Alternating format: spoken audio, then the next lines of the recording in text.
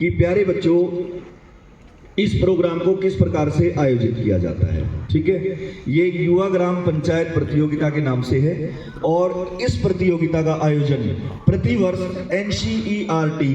NCERT जो national council of educational research and training है, जो श्री अरबिंदो मार्ग नई दिल्ली स्थित है, उसके द्वारा पूरे भारतवर्ष में कराया जाता है। किस में कराया जाता है? पूरे भारतवर्ष में कराया जाता है। अब पूरे भारतवर्ष में जो हमारा ये भारत देश है, ये राज्यों और केंद्र शासित प्रदेशों में बटा हुआ है ना।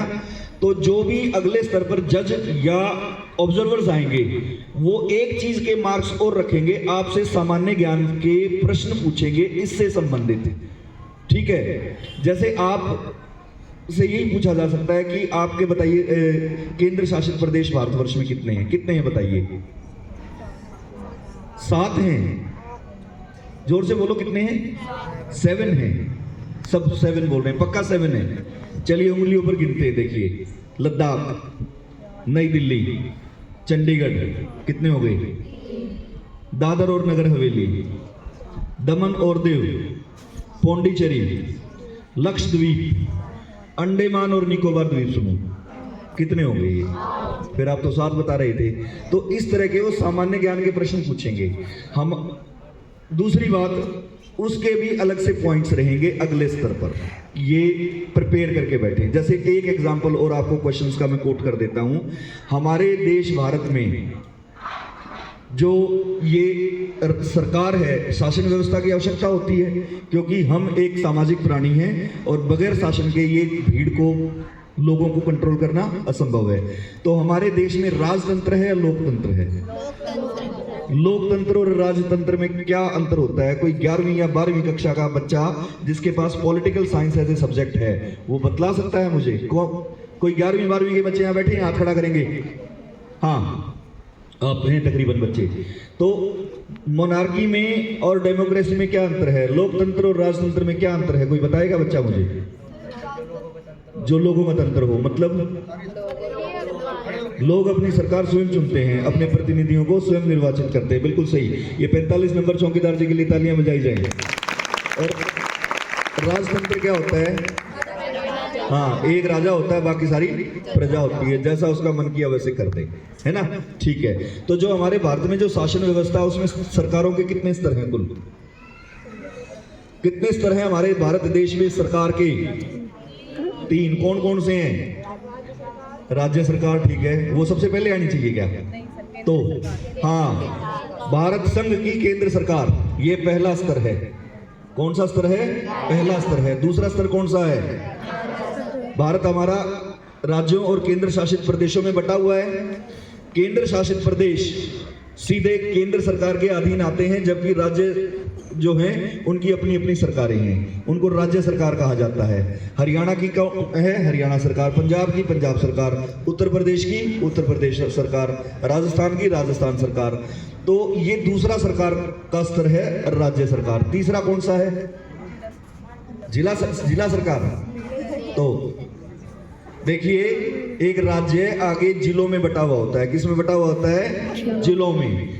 जिला स्तर पर कोई सरकार नहीं होती, जबकि जिला प्रशासन होता है, जिसे हम क्या कहते हैं? डिस्ट्रिक्ट एडमिनिस्ट्रेशन कहते हैं। उस एडमिनिस्ट्रेशन का मुखिया कौन होता है? डिस्ट्रिक्ट कलेक्टर होता है। वो केंद्र सरकार और राज्य सरकार से सीधे निर्देश प्राप्त करता है और उनके कोऑर्डिनेशन के साथ जिले का क्या चलाता है? एडमिनिस्ट्रेशन, प्रबंधन करता है वो। ठीक है, ये जिला प्रशासन कहलाता है। जिले में आगे गांव होते हैं, नगर होते हैं, छोटे शहर होते हैं, बड़े शहर होते हैं। ठीक है, तो वहां पर फिर से जो है स्थानीय निकाय होते हैं। क्या होते हैं? स्थानीय निकाय, जिसे हम लोकल सेल्फ गवर्निंग बॉडीज भी कह सकते हैं। ग्राम पंचायत एक स्थानीय निकाय का उदाहरण है। गांव में ग्राम पंचायत, फिर कुछ गांव के समूह का ब्लॉक समिति, और फिर कुछ ब्लॉक समितियां मिलकर के एक जिला पार्षद बनाते हैं, और फिर वो सब मिलकर के जिला परिषद बनाते हैं। जिला परिषद, ब्लॉक समितियां और ग्राम पंचायतें आपस में जिला प्रशासन के तालमेल के साथ स्थानीय विकास कार्यों को अंजाम देते हैं। इसी प्रकार से शहरों में जिनकी आबादी कम है वहां नगर पालिकाएं होती हैं, और जहां पर बड़े साइज के जो शहर हैं वहां पर क्या होते हैं? नगर निगम होते हैं। तो ये नगर पालिकाएं, नगर निगम और ग्राम पंचायतें, ये सब स्थानीय निकाय हैं, यानी लोकल सेल्फ गवर्निंग बॉडीज हैं। अब इस स्थानीय निकाय में और राज्य और केंद्र सरकार में बेसिक अंतर कोई बच्चा मुझे बता सकता है? जिसकी गलती आज आपने एक स्क्रिप्ट में भी की हुई है, जो मैंने नोट की थी, उस सेंटेंस को आगे के लेवल्स में स्क्रिप्ट से हटाएंगे। क्या बेसिक अंतर है? देखिए, केंद्र सरकार और राज्य सरकारें कानून बना सकती हैं।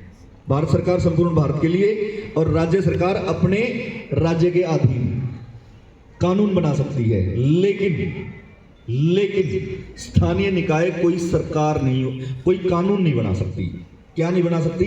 कानून नहीं बना सकती। वो केवल और केवल स्थानीय विकास, जिला प्रशासन के साथ मिलकर के और गांव का सहयोग लेकर के स्थानीय विकास कार्यों को अंजाम देती है, वो कानून नहीं बनाती। इसलिए वो पूर्ण रूप से सरकार नहीं होती। क्या नहीं होती? सरकार नहीं होती। यही कारण है कि जिससे एक स्थानीय निकाय राज्य और केंद्र सरकार से पृथक होता है। तो इस प्रकार के प्रश्न यहां जो भी जजेस और ऑब्जर्वर्स आएंगे वो आपसे पूछेंगे। You should be well prepared, ठीक है? जो वो रैंडमली नहीं पूछेंगे कि भी तू लड़की बता तेरे को आता है कि नहीं आता, या तू लड़के तू बता। वो कोई भी क्वेश्चन रखेंगे, जिसको भी आता है फटाफट you should try and answer to that question. अगली बात, तो प्यारे बच्चों, मैंने बतलाया कि हमारा जो ये NCERT नई दिल्ली है, इसको राज्य भर में, पूरे भारत देश में करवाती है। उसका तरीका क्या है? वो सभी राज्यों की SCERTs को, स्टेट काउंसिल्स को ये जिम्मा लगाती है कि वो अपने राज्य में करवाएं। हमारी SCERT हरियाणा की गुरुग्राम में स्थित है और वो हरियाणा राज्य में करवाती है। अब वो करवाने का क्या तरीका है? वो डाइट्स हैं, जिला शिक्षा एवं प्रशिक्षण संस्थान, district institute of education and training, जहां से मैं आता हूं, उनकी जिम्मेवारी लगाती है कि वो जिले में करवाएं। अब हम जिले में, इसको करनाल जिले में मैं आयोजित करवा रहा हूं। तो इसको आयोजित करवाने का हम क्या मेथड अडॉप्ट करते हैं? हमारा करनाल जिला कुल 6 खंडों में बटा हुआ है। असंध, घरौंडा, इंद्री, करनाल, नीलोखेड़ी और निसिंग, ये 6 ब्लॉक्स हैं। इन 6 ब्लॉक्स में आपका जैसे इंद्री ब्लॉक में बयाना स्कूल आता है, तो इंद्री ब्लॉक में लगभग औसतन 18 से 20 हाई और सीनियर सेकेंडरी स्कूल्स हैं। हम इन स्कूल्स को रोटेशन बेसिस पर 5-5 स्कूल्स को नॉमिनेट करते हैं कि 5 स्कूल इस साल ले लिए, 5 अगले साल, फिर 5 अगले साल, फिर से रिपीटिशन में फिर बारी आ जाती है। तो हम युवा ग्राम पंचायत और युवा संसद प्रतियोगिताएं 5-5 स्कूल्स की रोटेशन बेसिस पर करते हैं। आमूमन एक स्कूल की रोटेशन बेसिस पे तीसरे या चौथे साल के बाद पुनः बारी आती है। जैसे आपकी इस साल आई हुई है, फिर से आएगी। तो हमने 5 स्कूल्स जो इंद्री ब्लॉक के नॉमिनेट किए थे इस वर्ष इस प्रतियोगिता में भाग लेने के लिए, ये 5 स्कूल्स सीधा ब्लॉक लेवल पर कम्पीट कर रहे हैं। आज ये आपका ब्लॉक लेवल का कंपटीशन है। मैं यहाँ बतौर ऑब्जर्वर की भूमिका में यहाँ उपस्थित हूँ। साथ ही श्री दुर्गा राणा जी, जो कि लेक्चरर पॉलिटिकल साइंस हैं गवर्नमेंट सीनियर सेकेंडरी स्कूल पटेड़ा से, वो आपके बतौर जज के भूमिका में यहाँ उपस्थित हैं। तो हम 5 दिनों से 5 अलग अलग विद्यालयों में जाकर के ये भूमिका देख रहे हैं बच्चों की, और उनको मार्क्स अलॉट कर रहे हैं। जो 5 स्कूल आपके इंद्री से अलॉट हुए थे इस बार, वो थे सर्वप्रथम हनौरी, भौजी खालसा, बदरपुर, बयाना और डबकोली कला। ये 5 स्कूल्स हैं। ये 5 स्कूल्स का आज अंतिम आयोजन शाम 5 बजे तक पूर्ण कर लिया जाएगा, और जो स्कूल इन 5 स्कूल्स में फर्स्ट आएगा वो इंद्री ब्लॉक में फर्स्ट रहेगा। वो स्कूल आगे डिस्ट्रिक्ट लेवल पर कंपीट करेगा। करनाल जिले के 6 ब्लॉक्स से 6 स्कूल्स फर्स्ट जो आएंगे, केवल फर्स्ट, वो 6 स्कूल्स 18 तारीख तक, 18 दिसंबर तक शाम तक फाइनल रिजल्ट्स आ जाएंगे। फिर जो ये 6 स्कूल्स हैं वो आपस में कंपीट करेंगे डिस्ट्रिक्ट लेवल के लिए। डिस्ट्रिक्ट लेवल की प्रतियोगिता हम 21 दिसंबर से 28 दिसंबर तक ऑर्गेनाइज करवाएंगे। तो यदि आपका स्कूल आज इंद्री ब्लॉक में फर्स्ट आता है तो फिर आप अगले स्तर पर जिला स्तर के लिए प्रिपेयर होंगे। जो हमारे जिले में ये 6 स्कूल कंपीट करने के बाद जो केवल एक स्कूल जिले में फर्स्ट आएगा वो आगे कमिश्नरी के स्तर पर पार्टिसिपेट करेगा। हमारी जो कमिश्नरी है उसमें 4 जिले आते हैं, करनाल, कुरुक्षेत्र, पानीपत और कैथल। ये 4 जिले एक कमिश्नरी बनाते हैं। तो जो 4 जिलों से 4 स्कूल्स फर्स्ट आएंगे वो चारों इस कमिश्नरी पर पार्टिसिपेट करेंगे। जो इस कमिश्नरी में विद्यालय फर्स्ट आएगा, आगे हमारा हरियाणा में कुल 6 कमिश्नरियां हैं, वो 6 स्कूल जो फर्स्ट आएंगे वो राज्य स्तरीय प्रतियोगिता में भाग लेंगे। जो स्कूल कमिश्नरी लेवल पर भाग लेने के राज्य स्तर पर भाग लेने के लिए चयनित होंगे, उन्हें एक दिन सरकार की तरफ से मुफ्त शैक्षणिक भ्रमण का अवसर मिलेगा और वो बच्चे नई दिल्ली में हमारा जो संसद भवन है उसकी जो नई विस्टा बिल्डिंग बनी है उसको घूमने का अवसर प्राप्त होगा। वो राष्ट्रपति भवन का भी भ्रमण करेंगे, भारत की राष्ट्रपति महामहिम श्रीमती द्रौपदी मुर्मू जी से मिलने का उन्हें अवसर प्रदान होगा। और अगर उस समय सत्र जो है संसद का अगर चालू है तो उस समय प्रधानमंत्री माननीय श्री नरेंद्र मोदी जी और जो कैबिनेट के मंत्री हैं स्वयं बच्चों से मिलते हैं। आप उनके साथ लंच कर सकते हैं, आप उनके साथ सेल्फी करवा सकते हैं। कौन कौन करवाना चाहेगा सेल्फी? तो अगर उस स्तर तक जाना है तो जोर लगाना पड़ेगा आपको, ठीक है। उसके बाद जो सभी 6 कमिश्नरी से जो 6 स्कूल पार्टिसिपेट करेंगे और जो केवल फर्स्ट आएगा वो विद्यालय राष्ट्रीय स्तरीय प्रतियोगिता में भाग लेगा, राष्ट्रीय स्तरीय प्रतियोगिता में भाग लेगा। और सभी राज्यों और केंद्र शासित प्रदेशों से जो स्कूल्स फर्स्ट आएंगे उनका कंपटीशन एनसीईआरटी नई दिल्ली इसी सत्र 2025-26 में जनवरी माह के अंत तक आयोजित करवाएगी। ये चीज क्लियर है। अब इस प्रतियोगिता की एक विशेषता ये है कि जैसे ये खंड स्तरीय प्रतियोगिता है तो आपको ब्लॉक हेडक्वार्टर पर कंपटीशन के लिए नहीं जाना पड़ा, यही विद्यालय में हुआ। ऑब्जर्वर भी यहीं आए हैं और जजेस भी यहीं आए हैं। यदि आप जिला स्तर के लिए चयनित होते हैं तो उस कंपटीशन के लिए भी जजेस और ऑब्जर्वर्स यहीं आएंगे। फिर आप यदि कमिश्नरी के लिए सेलेक्ट होते हैं तो भी जजेस यहीं आएंगे। कमिश्नरी और राज्य स्तर के लिए जजेस एससीईआरटी हरियाणा गुरुग्राम से आते हैं और राष्ट्रीय स्तरीय प्रतियोगिता के लिए जजेस कहां से आते हैं? वो नई दिल्ली से आएंगे। लेकिन प्रतियोगिता आपकी इसी विद्यालय में होगी, आपको कहीं परेशान होने या इधर उधर धक्के खाने की आवश्यकता नहीं है। आपका कंपटीशन राष्ट्रीय स्तर का भी कंपटीशन अगर होगा तो जजेस और ऑब्जर्वर्स आपको ऑब्जर्व और जज करने के लिए यही विद्यालय में आएंगे।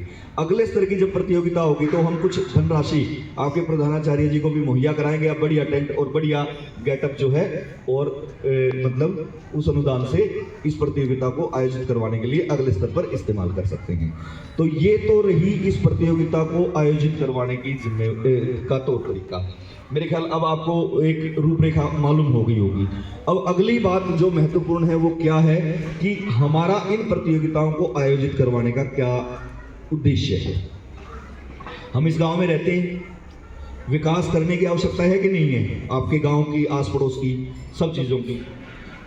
तो आप लोगों को कल को मैं बैठा हूँ, प्रिंसिपल साहब बैठे हैं, आपके सारे अध्यापकगण हैं, आपके ग्राम सरपंच हैं, ग्राम के और मौजूद व्यक्ति आए हुए हैं। हम तो आगे बूढ़े हो जाएंगे, फिर जब आप बड़े होंगे तो आप हमारा स्थान लेंगे, है ना? तो ये देश किसने चलाना है? आगे आप लोगों ने चलाना है। तो ये जो शासन व्यवस्था है, स्थानीय निकायों का क्या प्रोविजंस हैं, क्या उनके जुड़ते हैं, ये चीज कौन कर सकता है? भली बात आप कर सकते हैं। दूसरा, जो यहाँ समस्याएं हैं गांव की, वो राज्य सरकार चंडीगढ़ में बैठी हुई है और केंद्र सरकार कहाँ बैठी हुई है? दिल्ली में बैठी हुई है, संसद भवन से अपना कार्य चलाती है। तो बयाना में जो समस्या है, जो चंडीगढ़ बैठा हुआ व्यक्ति है उसको ठीक से मालूम होगी, या जो दिल्ली में बैठा है उसको ठीक से मालूम होगी, या जो इसी गाँव में रह रहा है उसे ज्यादा मालूम होगी, उससे ज्यादा मालूम होगी। और हम किस प्रकार से लोकतंत्र में अपना योगदान दे सकते हैं उसकी जानकारी भी हमें होनी चाहिए।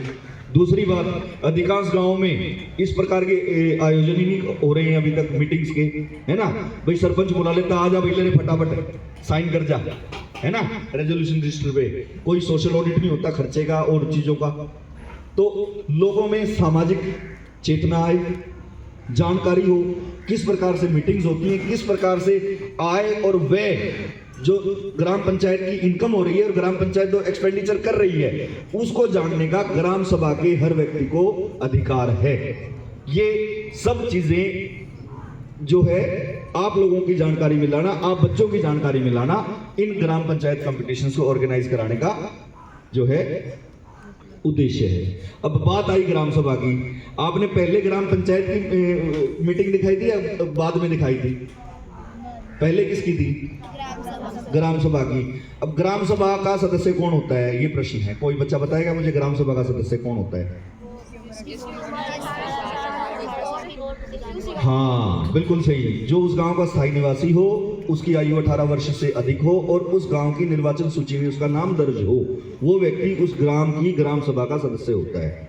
ठीक है। अब ग्राम सभा के जो पूरा ग्राम है वो बराबर बराबर आबादी के हिसाब से इक्वल पार्ट्स में बटा हुआ होता है, जिस एक पार्ट को हम एक वार्ड बोलते हैं। जैसे आपके यहाँ पर 1 2 3 4 5 और 6 वार्ड आपने अपने गांव के बनाए हुए हैं, है ना। तो 6 बराबर बराबर हिस्सों में बटा हुआ है। तो हर वार्ड से एक पंच को ग्राम सभा के सदस्य चुनते हैं और एक पूरे गांव के लिए सरपंच को चुना जाता है। किसको चुना जाता है? सरपंच को।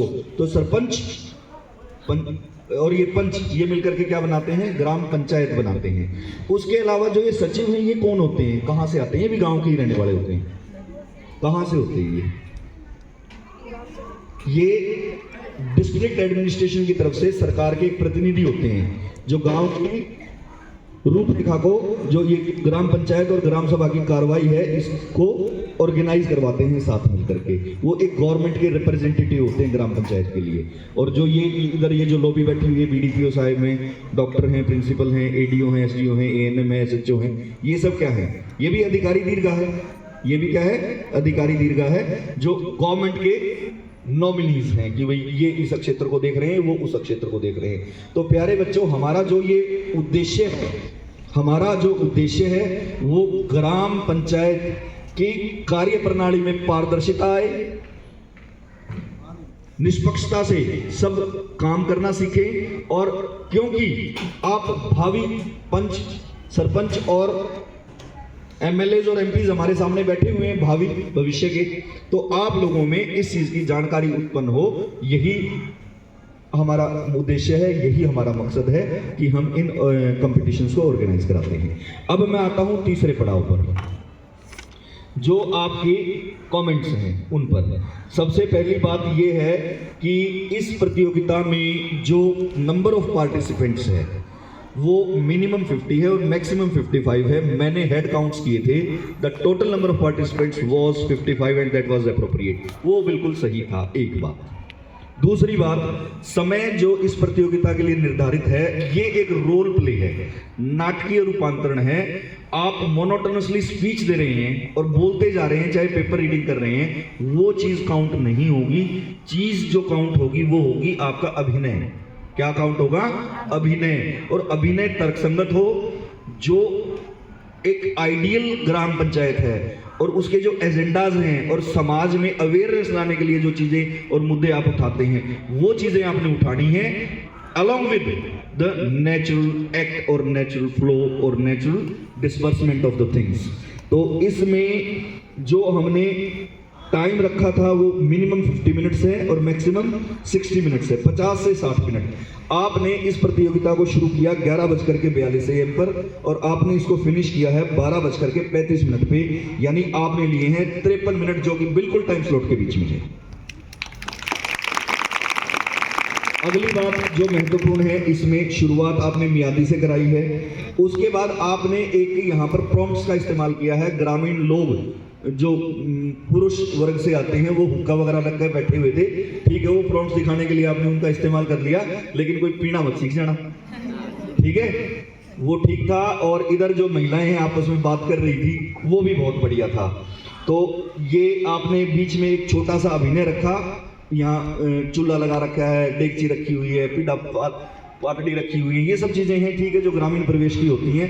परिधान आपके बिल्कुल अप्रोप्रिएट थे, चेस्ट पर नंबर से सभी बच्चों के लगे हुए थे, दैट वाज अप्रोप्रिएट। तो आपने जो प्रिल्यूड किया, एक प्रिल्यूड क्या होता है? एक शुरुआत होती है किसी भी चीज को शुरू करने से पहले का जो अंश होता है, तो वो एक प्रिल्यूड में जो आपने नेचुरल एक्ट किया कि भाई मैं तो पंचायत में जाऊंगी और बुढ़ी उसने रोक थी, किसी चली जागी मैं तेरे लाठी मारूंगी, है ना, तो that was okay, that is good. अगला है, आपने जो ये प्रॉम्प्ट्स यूज किए हैं इनको आप आगे आगामी स्तर पर भी इनको इंक्रीज भी कर सकते हैं, एटलीस्ट इतने तो आप रिटेन करेंगे ही करेंगे।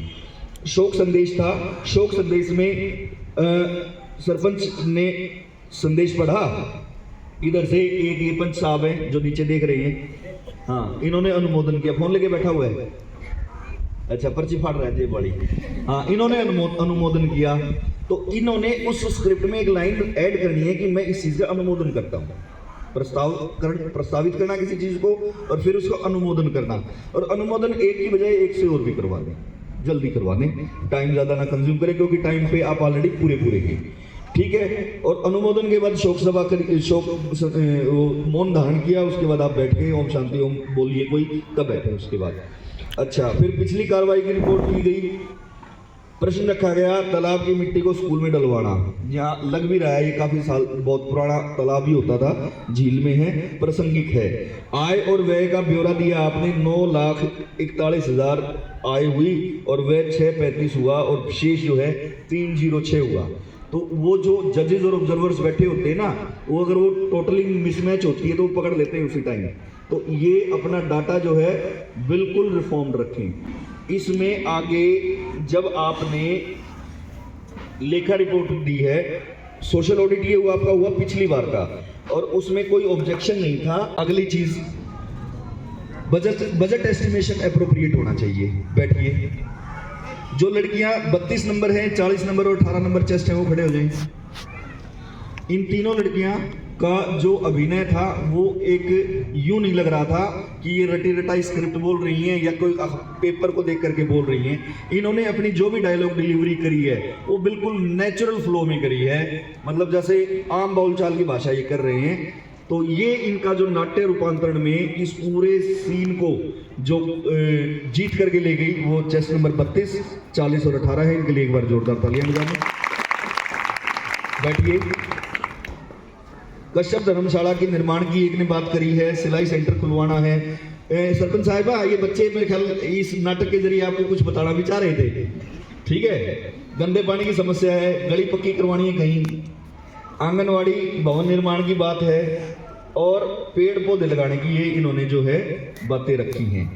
अब एक चीज इसमें जो अड़ी मेरे को कि आप डस्टबिन रखवाइए। इससे पहले इन्होंने एक रिपोर्ट रखी थी कि भाई पिछला बार में जो हमने काम कराए हैं, एक इधर से पंच ने रिपोर्ट पड़ी थी, डस्टबिन रखवाए गए थे और डस्टबिन रखवाने पर 50,000 रुपये खर्च चुके हैं गाँव में।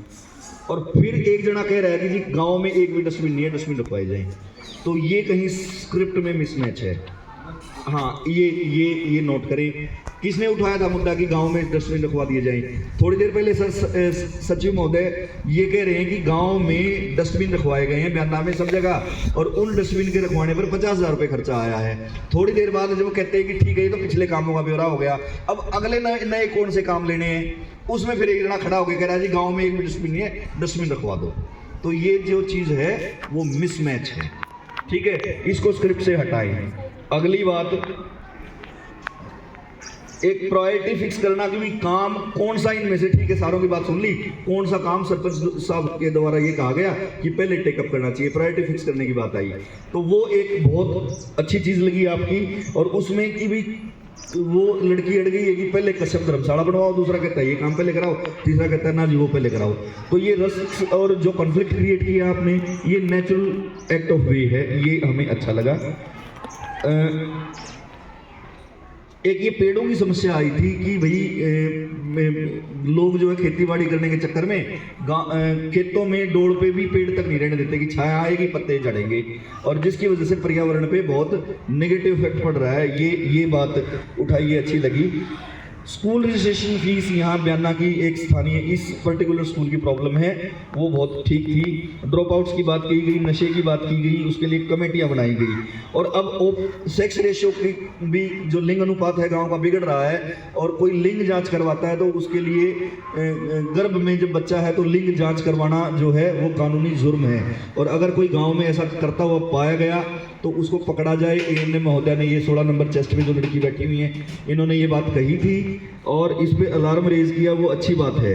अब यहाँ पर इस सेक्स रेशियो में और डिफिकेशन में एक चीज़ आई थी कि आप खुले में सोच कर रहे हैं तो कमेटी बनाई जाए और उस पर फाइन लगाया जाए। तो क्या सरपंच की ये पावर डेलीगेट होती है कि वो आम पब्लिक पर, जनरल पब्लिक पर जुर्माना लगा ले और उस जुर्माने की अगुवाई कर सके? क्या ये सरपंच की पावर में, उसके पावर डेलीगेशन में ये चीज़ उसके अधिकार क्षेत्र में आती है? फिर वो किसी भी प्रकार का टैक्स लगा सकता है गांव के ऊपर।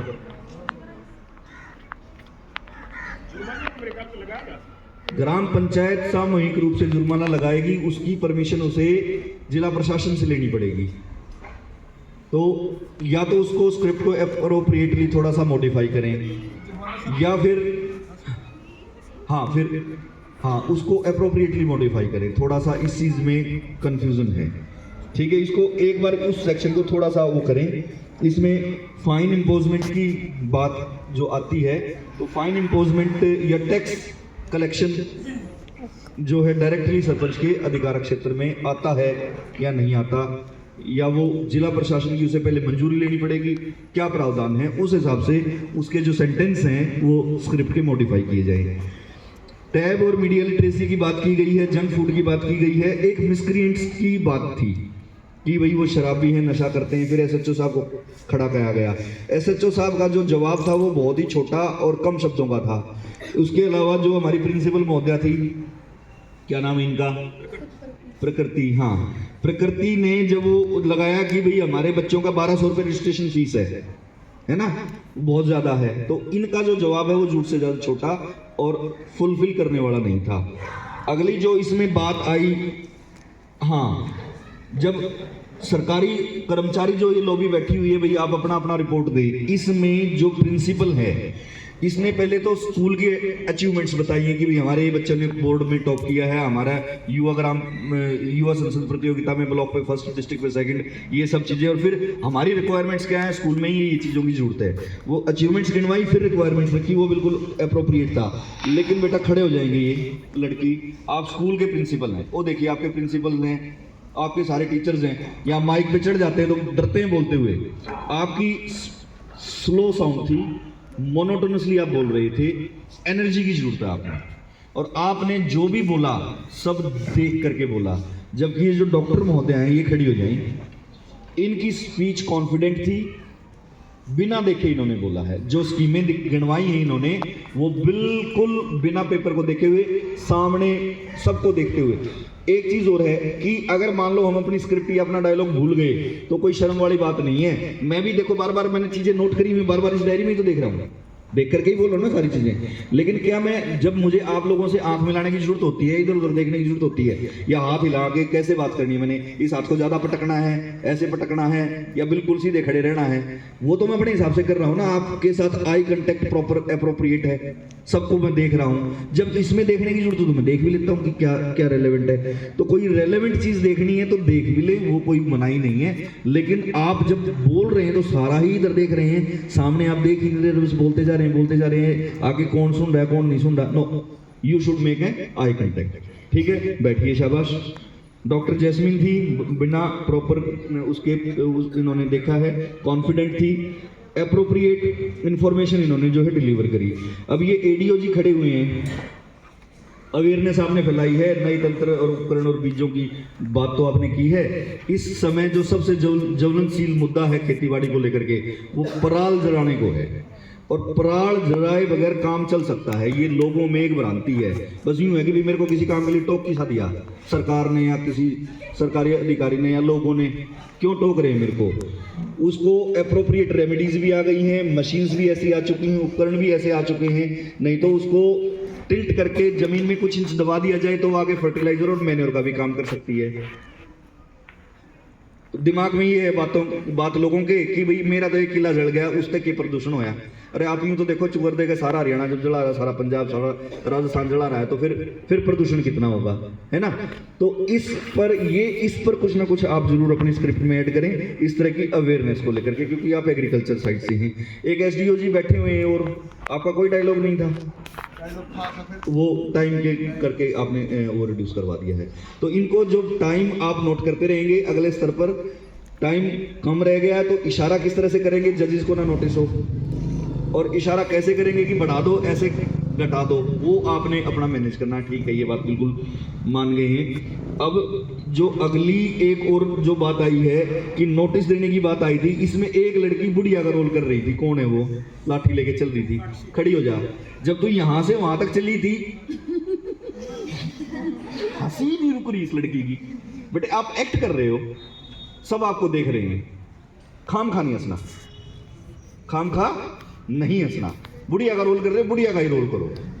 मतलब इतनी मतलब बेरानी, क्या किसके कान में पीछे से कोई चुटकुला सुना दिया था किसी ने, यहाँ से वहां तक चारपाई तक जाके बैठी ना, जब तक इसकी हंसी नहीं कंट्रोल हुई। जब आप एक्ट कर रहे हैं ना, तो उस रोल में अपने आप को पूरा डाल लो, फिर यूं ही सोचो भी मैं तो बुढ़ी हूँ, वो हंस नहीं रही है ना, ठीक है।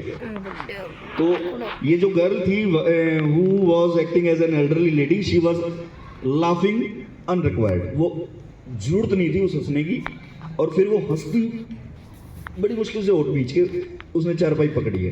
तो ये नहीं होना चाहिए, ये नहीं होना चाहिए, एप्रोप्रिएट लगना चाहिए कि आप एक्टिंग वैसे ही कर रहे हैं।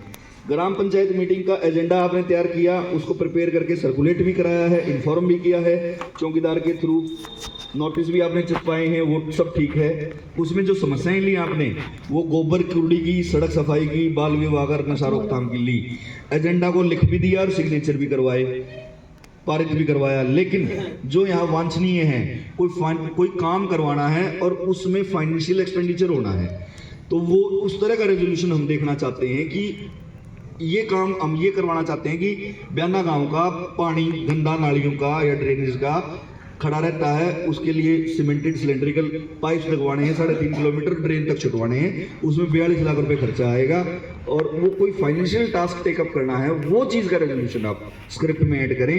कोई भी फाइनेंशियल टास्क को ही इन्वॉल्व करना ज़रूरी है जो रेजोल्यूशन है, और उसमें फिर कितने पंच पक्ष में है और कितने विपक्ष में है, और फिर उसको आप पास करवाते हो मेजोरिटी से या उसको डिक्लाइन कराते हो मेजोरिटी से, वो एक बात है। तो मैं जो ये चाहता हूँ कि the thing which you should take up is some budget estimation कोई होए, और फिर उसका फाइनेंशियल रेजोल्यूशन आप पास कराएं।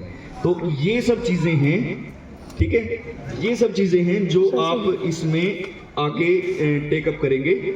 और अब रही बात जीत और हार की, वो डिपेंड करता है स्कोर पर, ठीक है। महत्वपूर्ण ये है कि आप लोगों ने कम्पीट किया, मैदान में आए, मुकाबला किया, मैदान में आए और मुकाबला किया। तो मेरी शुभकामनाएं आप सब बच्चों के साथ हैं। यदि आप अगले स्तर पर चयनित होकर के आते हैं, तो जो ये सब बातें यहाँ बतलाई गई हैं उनका आप विशेष ध्यान रखेंगे। अगली एक और बात, क्योंकि यह एक खंड स्तरीय प्रतियोगिता है, आज जो आप भाग लेने के लिए आए हैं, तो एक घोषणा मैं करना चाहूँगा कि दो बेस्ट स्पीकर्स आज की प्रतियोगिता के हमारे जो जज महोदय हैं श्री दुर्गा राणा जी, उन्होंने चयन कर लिया है उनका। उन दो बच्चों के और 2 टीचर जो पार्टिसिपेशन के लिए तैयारी कराने के लिए रिस्पॉन्सिबल थे, श्री बलविंदर सिंह जी और श्री अरुण कुमार जी, इन चारों व्यक्तियों के 4 सर्टिफिकेट्स प्रिंसिपल महोदय SCERT गुरुग्राम से आएंगे। तो वो मेरी जिम्मेवारी है, मैं विद्यालय में पहुंचा दूंगा। जैसे ही आपको प्राप्त होंगे, आपसे अनुरोध रहेगा सुबह की प्रातःकालीन सभा में इन दोनों अध्यापकों को और इन दोनों बच्चों को आप वो सर्टिफिकेट्स जो है प्रदान कर देंगे। तो अब मैं अपने वाणी को विराम देता हूं और बच्चों को यही कहूंगा कि आप सब लोग यदि अगले स्तर पर चयनित होकर के आएँ तो पूरा जी जान से जोर लगाएंगे, और इन्हीं के साथ मेरी शुभकामनाएं आप लोगों के साथ हैं। धन्यवाद, धन्यवाद बहुत बहुत। बहुत शुक्रिया सर, आपने बहुत ही सूक्ष्मता के साथ एक एक गतिविधि को, एक एक संवाद को और उतार चढ़ाव को, एंट्री को, एग्जिट को, किस तरह से हमारे हाव भाव थे, बहुत ही बढ़िया ढंग से आपने ऑब्जर्व किया और साथ ही टिप्पणी की। मुझे लगता है कि आने वाले समय में हम सब का मार्गदर्शन होगा, हमें दिशा मिलेगी। मैं और टिप्पणी के लिए श्री दुर्गा राणा जी, प्राध्यापक राजकीय वरिष्ठ माध्यमिक विद्यालय पठेड़ा, जो कि निर्णायक मंडल के सदस्य हैं, उन्हें आमंत्रित करता हूँ अपनी टिप्पणियों से हमारे विद्यार्थियों को लाभान्वित करें। सर,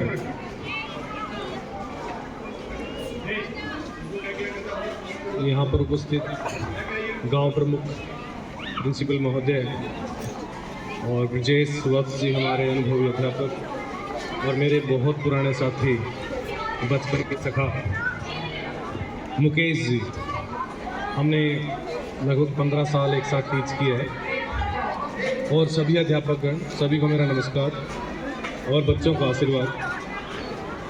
ब्रजेश सर ने ऐसा कोई उपविषय है नहीं जिस पर विस्तार से आपसे चर्चा नहीं की या रेक्टिफाई नहीं किया कि भविष्य में जो आगामी प्रतियोगिता आपकी होनी है उसमें आप क्या क्या सुधार कर सकते हैं। बहुत अच्छे से ऑब्जर्व करते हैं सर, बहुत अच्छे से सुझाव देते हैं, और उनका पुराना स्कूल है तो यहाँ से दिल से जुड़े हैं, तो यहाँ पे थोड़ा और ज़्यादा जोर उन्होंने लगाया। मेरा काम था जजमेंट का कि मुझे जज करना था इन 500 स्कूल में कि किसने ज़्यादा अच्छा परफॉर्म किया है। उसका काफ़ी पैरामीटर्स थे। वो एक कॉन्फिडेंशियल चीज़ है कि मैं नहीं बता सकता आपको कि अभी विनर कौन है, वो उसका वेट आपको शाम तक करना पड़ेगा। पर जो एक चीज़ मैं बता सकता हूँ कि जो बेस्ट स्पीकर्स थे या बेस्ट आर्टिस्ट थे या जो सबसे अच्छे गांव के नागरिक थे जिन्होंने एक्ट किया, वैसे तो ऐसा एक भी बच्चा नहीं है जिसने हम्बल किया हो या फिर अच्छी परफॉर्मेंस ना दी हो, पर फिर भी 2 बच्चे हमें सिलेक्ट करने थे जिन्हें सर्टिफिकेट मिलेंगे। उसमें एक नेहा है, हर किस्म की तालियां उसके लिए। इस बिटिया ने बिल्कुल ग्रामीण परिवेश की जो स्थानीय भाषा होती है, बैठ जाओ बेटे, उसके अकॉर्डिंग अच्छे से डायलॉग डिलीवर किए, हाव भाव रखे, बॉडी लैंग्वेज रखी। और दूसरी है हमारी बिटिया सिमरन, जिसने सरपंच का रोल किया। तालियां इसके लिए। देखिए, सबसे मुख्य इकाई होती है सरपंच की, गांव की रीढ़ की हड्डी होता है, बाप बोलते हैं। मेरे कैथल जिले में तो गांव का बाप बोलते हैं सरपंच को। जैसे बाप सभी बेटों में बराबर का बंटवारा करता है, उसी प्रकार से सरपंच को भी ऐसा ही होना चाहिए। न्याय की कुर्सी पे राजा ही बैठता है। तो ऑल ओवर जो कंट्रोल किया पूरी ग्राम सभा की मीटिंग को और हर एक चीज़ का ध्यान रखा, वो भी सिमरन ने बहुत अच्छे से रखा। तो ये 2 बच्चे हैं जिनके सर्टिफिकेट आएंगे। बाकी सभी का बहुत बहुत धन्यवाद। रिसेस का टाइम है, बच्चे भी जाना चाहते हैं, और थैंक यू सो मच इतना प्यार दिया और ये अरेंजमेंट्स, इसके लिए भी बहुत बहुत धन्यवाद। बहुत बहुत शुक्रिया सर, आपने जो अपने शब्दों में जो कुछ कहा है और हमारे विद्यार्थियों का जिस तरह से चयन किया है, उसके लिए आभार व्यक्त करते हैं हम। मैं कोई भी विद्यार्थी ज़्यादा ना करे कि हम इस पूरे वातावरण को भी छोड़े ना। मैं बलविंदर जी को, जो कि इस कार्यक्रम के कोऑर्डिनेटर रहते हैं, जिन्होंने बहुत समय दिया है इस कार्यक्रम में, उनकी एक टिप्पणी के लिए उन्हें सादर आमंत्रित करता हूँ। और उसके बाद हम प्रधानाचार्य महोदय की टिप्पणी और उनका आशीर्वाद भी प्राप्त करेंगे और धन्यवाद ज्ञापन भी करेंगे। धन्यवाद सर। प्यारे बच्चों, सबसे पहले अपने लिए तालियां बजाओ भैया। Very good. मतलब मेरे को भी उम्मीद नहीं तुमसे कि तुम ऐसा कर लोगे प्रोग्राम। चलो ठीक है, बढ़िया प्रोग्राम हुआ, वेरी गुड। तो ब्रजेश सर ने जो कुछ कमियां हमारे इस प्रोग्राम में जो उनको नोट करी, उन्होंने जो बताई हैं सर, वो हम उनको समय रहते कोशिश करेंगे कि उनको अच्छे से इस स्क्रिप्ट में चेंज कर लें। और इन बच्चों की जो भी एक्टिंग रही है, जैसे 2 बच्चों के आपने नाम लिए हैं, वाकई ये बच्चे शुरू से ही बड़ी एक्टिंग कर रहे थे। मेरे को भी लग रहा था कि ये इन सारे बच्चों में इन्हीं की एक्टिंग बढ़िया है। कुछ एक बच्चों में जैसे रीड कर रहे हैं, वो हम ध्यान रखेंगे आगे कि वो रीड ना करें। जो आपने कमियां बताई हैं कि किसका डायलॉग छोटा है, वो हम बड़ा कर देंगे उस डायलॉग को थोड़ा। बाकी थोड़ा हमारे बैठे थे यहाँ एडीओ साहब के साथ, एसडीओ साहब बैठे हैं और एसएचओ साहब बैठे हैं, एएनएम, इनका भी रोल था। वो टाइम की वजह से ये बोल नहीं पाए, जो टाइम अप हो रहा था। तो जितने बच्चों ने जो भी बोला है भाई, बहुत अच्छा बोला है। कुछ बच्चे जो कंफ्यूज हो गए हमारे, वो अपनी तरफ से कुछ बोलते रहे गलत। चलो ठीक है, देखो फर्स्ट टाइम आए हैं ये बच्चे, इनको सारा स्कूल दिख रहा था। गांव से भी कुछ सरपंच पंचायत मेंबर आए हुए हैं, सरपंच जी आए हैं। आप बाहर थोड़ा बच्चे घबरा जाते हैं, अब ही नहीं। चलो फिर भी बहुत बढ़िया रहा, अभी बहुत बढ़िया। अपने लिए फिर से तालियां बजाओ, वेरी गुड। मैं प्रधानाचार्य महोदय को और आदरणीय हमारे साथी हिंदी प्राध्यापक डॉक्टर सुभाष जी को आमंत्रित करता हूँ मुझ पर एक बार आ जाए। डॉक्टर साहब, डॉक्टर सुभाष जी, तो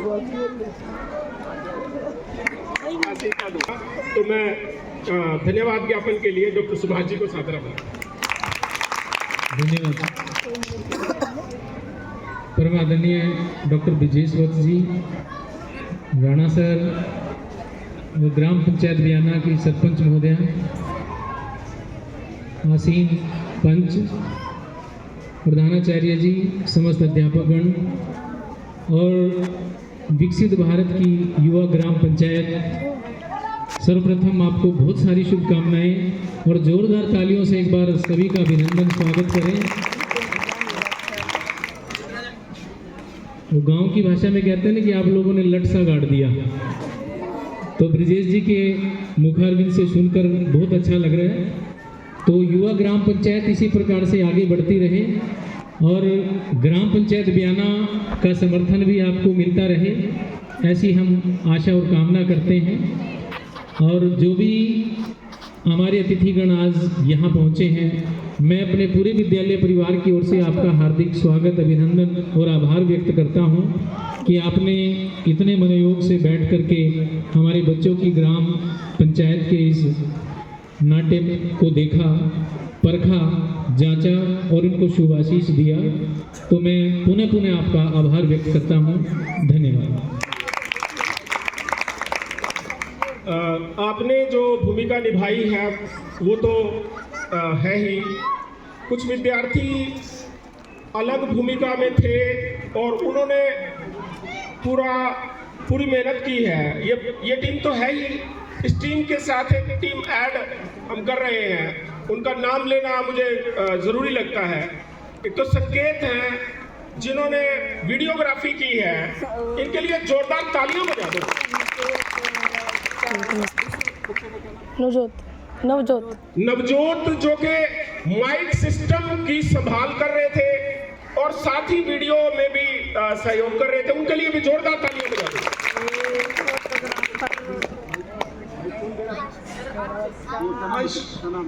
अंश ये टीम का अतिरिक्त सदस्य है एक तरह से, और टीम के अंदर भी है, ठीक है, ये अच्छी बात है। तो ये इसने बहुत अच्छे से माइक दिया है। माइक की व्यवस्था को लेकर के भी हमें लगता है कि बच्चे जो हैं वो यदि नज़दीक लेकर के बात रखते तो ज़्यादा अच्छा रहता, शायद उसका अभ्यास आने वाले समय में हम और अच्छे से करेंगे और जो भी माइक की कुछ थोड़ी बहुत हो रही होगी उसको हम दुरुस्त करेंगे। मैं सामान्य इंसान हूँ, कोई ऐसी विशेषता नहीं है मुझ में। बिल्कुल सही कहा सर ने, मैंने यहाँ इस विद्यालय में पढ़ाया हुआ है बस 1 महीना, पूरा 1 महीना विद्यालय में पढ़ाया है, कक्षा 9 से 12 तक। 1 महीने का वेतन भी लिया है और उस 1 महीने में मेरा इस विद्यालय से जो प्यार प्रेम बना, इन बच्चों से जो मेरा अटूट संबंध बना, आज मुझे यहाँ से जाए हुए लगभग 2.5 साल हो चुके हैं और फिर भी आपका जो स्मरण है मेरे मस्तिष्क में स्थायी तौर पर निवास करता है। मैं उल्लेख करना चाहूँगा माननीय प्रधानाचार्य महोदय श्री राम कुमार सैनी जी यहाँ उपस्थित हैं सर। उसके अतिरिक्त यहाँ उपस्थित हैं ग्राम सरपंच श्रीमती अंजू रानी जी, श्रीमती शीला जी पंच यहाँ उपस्थित हैं, श्रीमती अनु जी ग्रामीण यहाँ उपस्थित हैं, श्री मान सिंह सैनी जी पंच यहाँ उपस्थित हैं, श्री कुलविंदर सिंह पंच यहाँ उपस्थित हैं, श्री कृष्णलाल जी ग्राम से यहाँ उपस्थित हैं, ग्राम सभा के सदस्य। साथ ही विशेष रूप से उपस्थित हैं डॉक्टर सुभाष जी, मेरे अजीज मित्र,